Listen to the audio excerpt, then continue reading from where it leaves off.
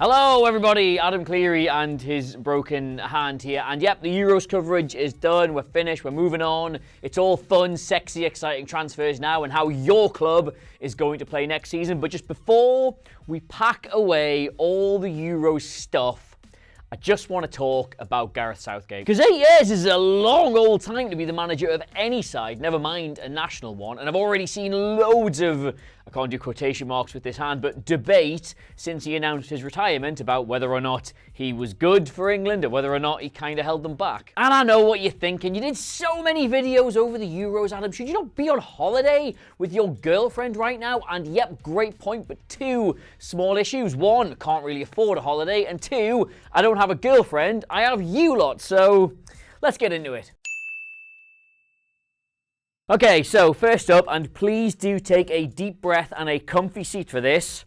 This was the England 11 when they were knocked out against Iceland that time that happened. And I actually think, just do an entire video on why that as a football team would never ever work. Like, given that probably the best ever midfield in a 4-3-3 was Busquets, Xavi and Iniesta, what's supposed to happen here? Like, Wayne Rooney's going to want to be sort of like here and not there, and 𝗘𝗫𝗧𝗥𝗔-𝗧𝗜𝗠's going to want to be here and not there, and Harry Kane, of course, he likes to drop off into there instead of there, and then Sturridge and Sterling, they both like to sort of be, yeah, there and not there. But not to worry, though, because centre-back Eric Dyer is there, so he'll hold all that together. So yes, rather unsurprisingly, this team, plus Jamie Vardy, who didn't really like playing for England, and Adam Lallana, who didn't know what he was doing playing for England, and Jack Wilshere, who hadn't played for anybody all season, never mind England, it got beat by Iceland. And if you don't remember that, let me just sort of frame it for you.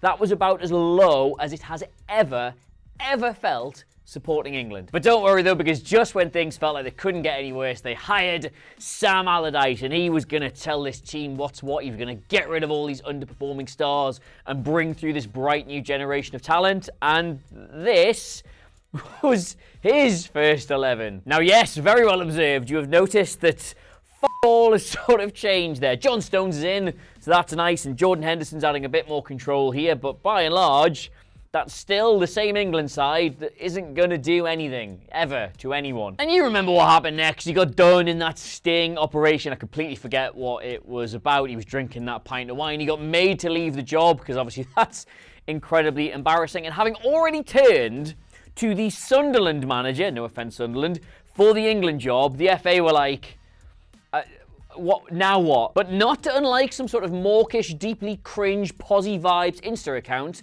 the FA instead turned inward to under-21s manager Gareth Southgate. Now, the downside to this appointment was that his club management record was really bad, and the FA were accused of having a jobs for the boys, I still can't do that, mentality. But on the plus side, it was just caretaker charge until they found somebody else, and he was working with the under-21s, so he was very familiar with a lot of the exciting players they expected to break through in the next few years. But then something pretty strange started to happen, right? England didn't exactly set the world on fire during Southgate's temporary stint in charge. They beat Malta and Scotland and drew with Spain and Slovenia, but it was pretty clear in those games that for the first time in years, they had some sort of cohesive way of playing. He decided to build everything around Harry Kane up front. He gave debuts to Jordan Pickford, to Harry Maguire, to Kieran Trippier, and heading into the 2018 World Cup, nobody fancied England to do anything, but at least we thought they probably wouldn't get embarrassed. And if you remember, they actually went to that 2018 World Cup with a pretty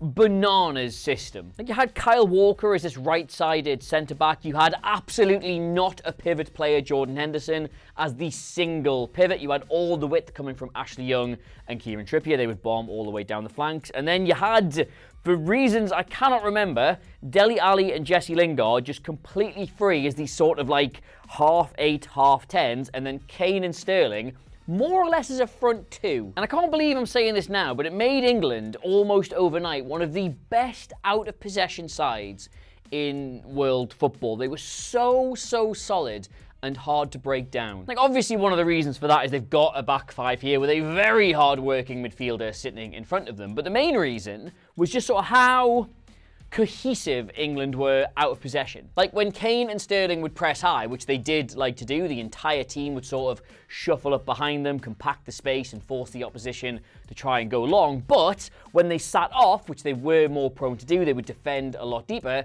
they would do that as a unit as well and force the opponent to just make mistakes. Like going back through England's numbers from that tournament is like genuinely a bit weird because they had like the lowest number of tackles per 90 minutes of any team in the tournament. They did the least amount of fighting to regain possession. Like Danny Rose was England's most frequent tackler of that entire tournament, right? And he ranks 103rd overall. Now, they also conceded one of the highest numbers of switches of play in that tournament, which is just so indicative of a team defending deep and defending really well, and the opposition just constantly lumping it from side to side, trying to find a gap, which of course they virtually never did. And this is why it does kind of bug me a little bit to hear people talking about Southgate as like tactically limited or setting his teams up very naively, because to go from the previous Euros where they had no structure, no plan, nothing, to this in 2 years is genuinely incredible. And I do think it was sort of in this system and this shape that kind of defined what Southgate was going to be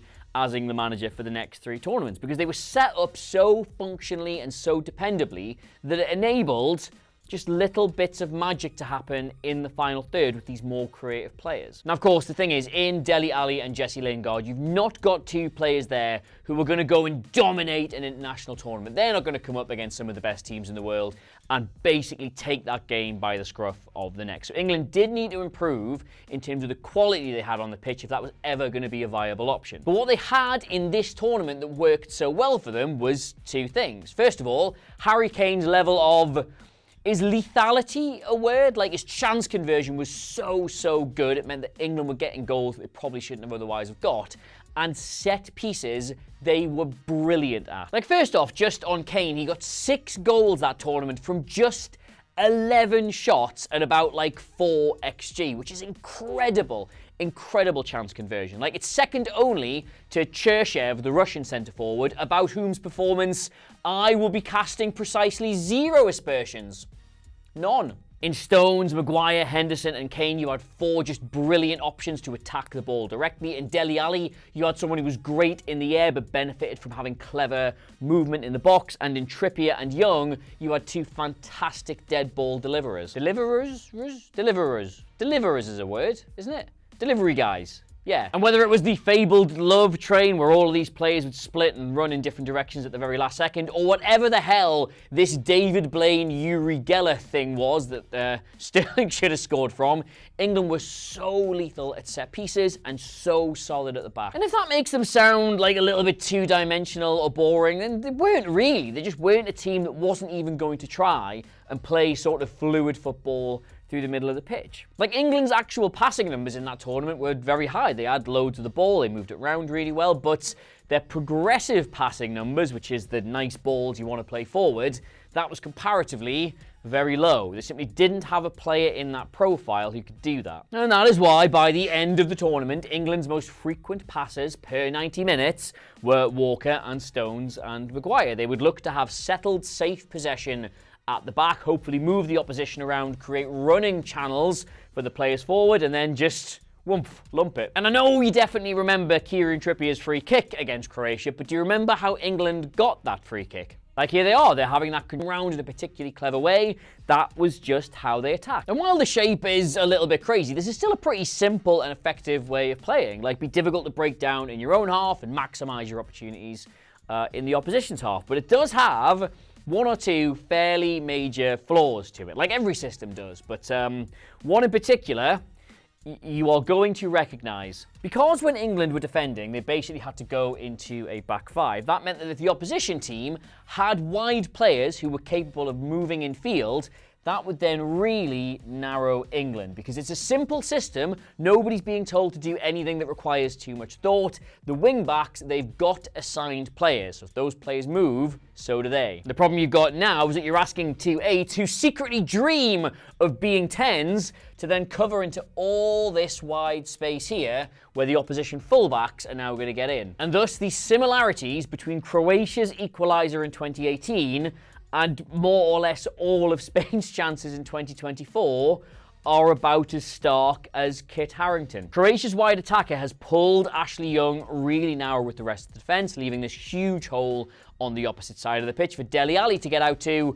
But of course, the switch of play means there is way too much ground to cover, way too much space to close before Croatia get that cross in. And you will not believe who Mandzukic gets ahead of there to steer that ball home. And that is presented entirely without comment. But why am I focusing so much on 2018? Like, they got to the final of the next 2 Euros, they had that whole thing with France at the next World Cup. What is it about this tournament that's so important? Well, of all the major things that have been levelled at Southgate's management of England, this game is pretty much where they all started, right? We got an easy route into the latter stages, and as soon as we played a good team, we got eliminated, and most importantly, when we took the lead, we then sat back. And just that second one in particular, right? I've wanted to say this for like 5 or 6 weeks now, right? This idea that England take the lead and then deliberately sit back and just try and hold on to it, right, is the biggest steaming pile of dog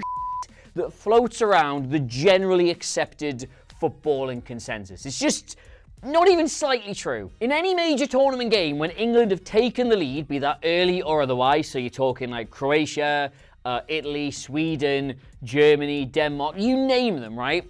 They have desperately wanted to push on and get a second goal, but they are entirely incapable of doing that. I mentioned progressive passing, right, in the 2018 World Cup was one of the things England weren't particularly good at, and one of the reasons why they tried to be defensively very compact and then direct moving up the pitch, right? They're not good at little interchanges of play and then moving it through a press. This is where England ranked for it at the 2018 World Cup, this is where they ranked for it at the Euros in 2021, and this is where they ranked for it at the Euros in 2024. And while the calibre of player that England now have available to them is drastically different from what it was in 2018, like you've gone from like that to, moving these around too much, that to this, in the space of like half a generation of players, the one thing they still don't have here is somebody who can play that type of football. The fundamental difference with international football is it doesn't matter who you're playing. No team is ever going to sit back and go, oh, 1-0 or 2-0 is not too bad.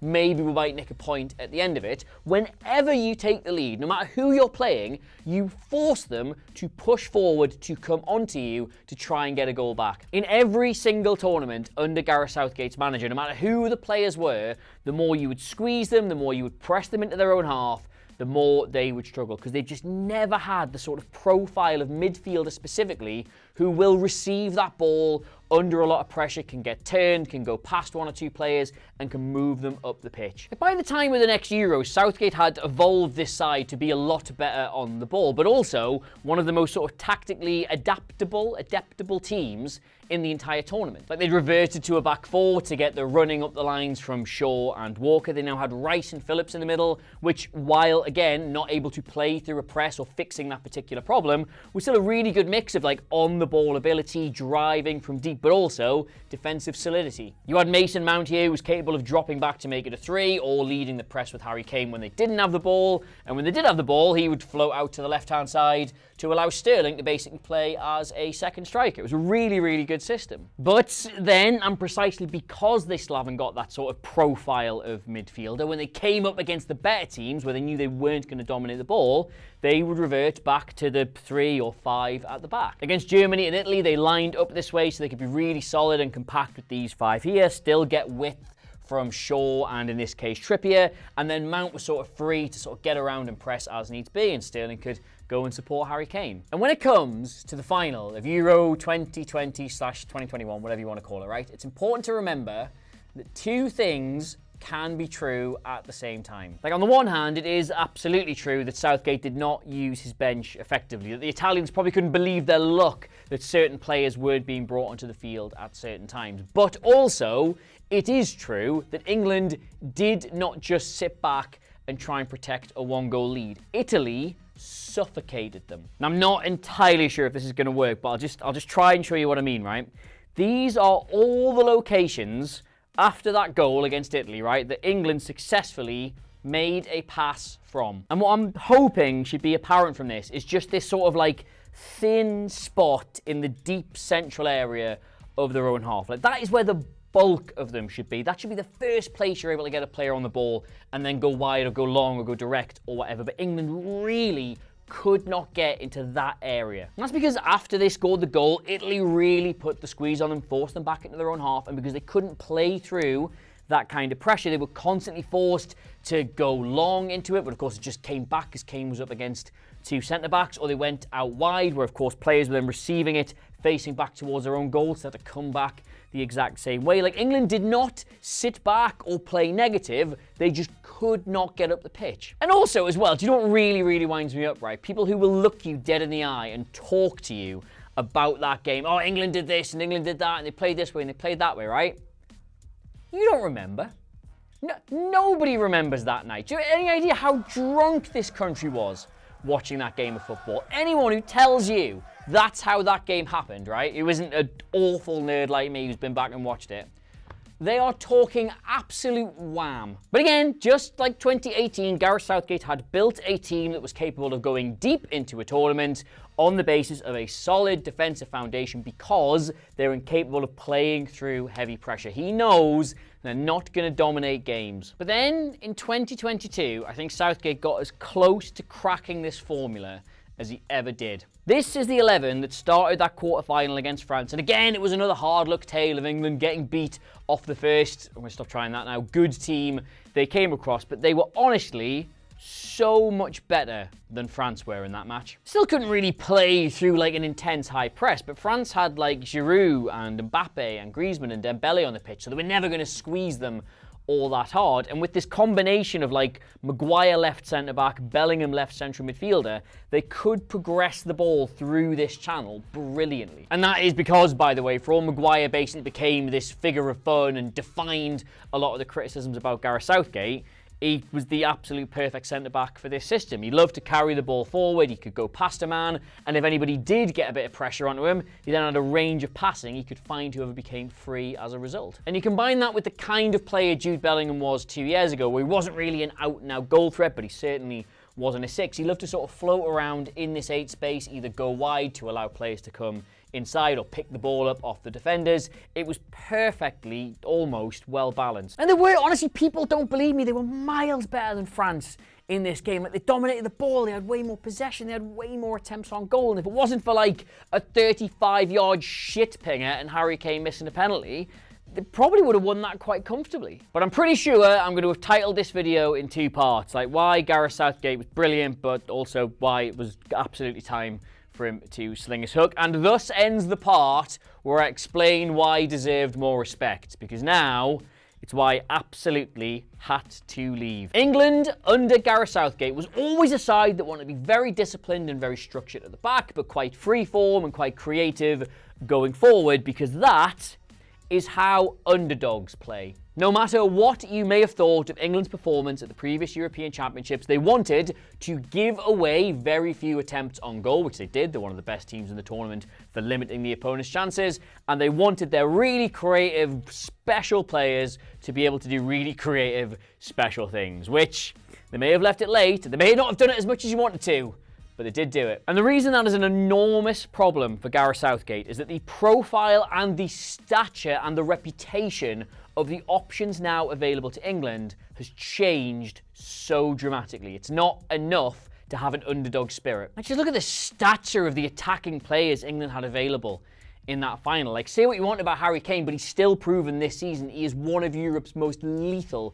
centre-forwards. He was the best player in Germany, everybody joked. You had Phil Foden, who was the best player in the Premier League. You had Jude Bellingham, who was the best player in La Liga. Bukayo Saka, who you can make the argument for being the best player in the Premier League. Declan Rice, who you can make the argument for being the best player in the Premier League. Kobbie Mainoo, who you can make the argument for being the best young player in the Premier League. Like, it is not enough to simply have these set up to be solid and to be disciplined and just hope something happens. There was a moment in that final which was not broadcast on television, but FourFourTwo have the footage of, because we found it somewhere, where Jude Bellingham goes absolutely a-ca-pot with Southgate because they again cannot get out with their own half. They're defending deep, they're scrapping to win it back, which they do, but there is no pass out of their own third, so Spain immediately get it back and should probably score from that situation. And the reality is, none of the attacking players, probably none of the players full stop, who are going to be playing for England in the next 2 or 3 years are ever going to be used to having to do that. Now me personally, do think that whoever the next England manager is, they're still going to have this huge problem of not having the right kind of player in the middle of the pitch to play through heavy pressure, and that will probably forever hold England back until they start to address that. But the reality is the attacking players they have available to them now, the players of the scope and the stature and the fame and the credibility and all of that, right? This is an England side that should probably be losing 4-3 than trying to win 1-0, if that makes sense. Like, I just put it this way, right? Without that kind of player, England are never going to dominate tournaments the way that, like, Spain have, or France have, or Germany have, or Argentina have, or anything like that, right? So they might as well just constantly be going for it. And Gareth Southgate's not that kind of manager. But the thing is, right, and I hope this does come across in the tone of the video, right? If you are looking at this side and thinking, do you know what it is? Give him his credit, give him his due for what he did leading up to this tournament, but it's pretty clear that the talent available has now outgrown the manager. Well, Gareth Southgate is as instrumental in developing that talent as anybody. We didn't even get into it in this video, but the whole England DNA project that he helped to pioneer along with 𝗘𝗫𝗧𝗏 and people at the FA is the reason why England now have this absolute unbelievable embarrassment of technical talent at the far end of the pitch. Like, so many of these players have come through from junior levels, through the under-17s, the under-21s, and now have gone from giving you an England side you just hoped didn't embarrass you in the summer to one that you feel so strongly should win things. And I do hope I've got, like, the tone and the balance right in this video, because I, like, honestly, earnestly believe that Gareth Southgate deserves way more respect than he gets for his time as England manager. And these sort of accusations of being, like, tactically limited or very negative and defensive are A, not even really true, and B, when they are, not really something he can do anything about. But at the same time, I personally would have replaced him after the 2022 World Cup, because the way this side was evolving, that sort of incoherent, sort of unbalanced type of performance was kind of inevitable. Like, if you imagine them as works of art, England have got attacking options that were drawn by Leonardo da Vinci, but like a build-up structure that was drawn by Leonardo DiCaprio's girlfriend, because she'd be really young, wouldn't she? And like kids are bad at drawing. That's the gag. But yes, as ever, my dearest friends, please let me know what you think of all of this, of Gareth Southgate's time in charge. Is he getting the credit he deserves? Has he ultimately held them back? Have you not listened to a bloody word I've said? Please let me know in the comments below. And if you're too good for that, get me on all the social medias at @𝐷𝗫𝗧𝗏, Clery. And also, got another thing I forgot to tell you, please do subscribe to us here on FourFourTwo. The amount of new subs we've had over the Euros and stuff has been absolutely insane, and hopefully that'll let us do loads of amazing stuff for your club specifically. But that's it. That's pretty much everything, isn't it? Oh yes, of course. It was a boking accident. Goodbye.